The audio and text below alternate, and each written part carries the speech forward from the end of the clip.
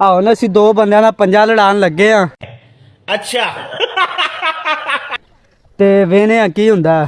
ਇਹ ਦੋ ਬੰਦੇ ਨੇ, ਇਹ ਸੁਭਾਨ ਤੇ ਇਹ ਹੁੰਦਾ ਮਸੇਰ ਅਫਜ਼ਾਲ। ਇਹ ਦੋਵਾਂ ਦਾ ਪੰਜਾ ਲੜਾਉਣ ਲੱਗੇ ਆ ਤੇ ਵੇਨੇ ਹੁਣ ਕੀ ਹੁੰਦਾ। ਚਲੋ ਜੀ अभी मजा आएगा ना भिड़ो।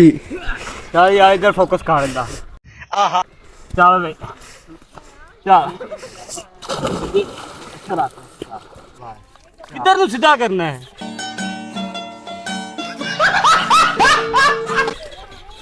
चलो शाबाश बेटा बहुत सरदार शबान ने जोर लाया ते विनर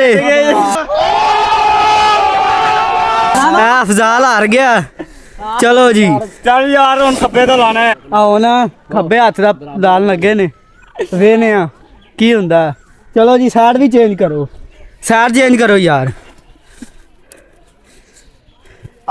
ले जी हुण हो गई साइड चेंज ते ओने खब्बे दा लान लगे ने पंजा। वेने हुण कौन जितदा। चलो जी चल 3 2 1 गो। अच्छा।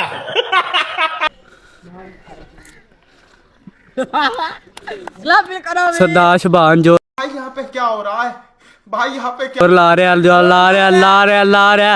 अफजाल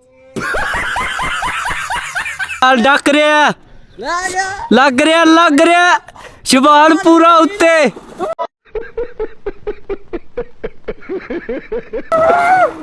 शबान जोर ला रहा बहुत औखा यार। उन्हें डिफेंस का बड़ा किया बहरहाल।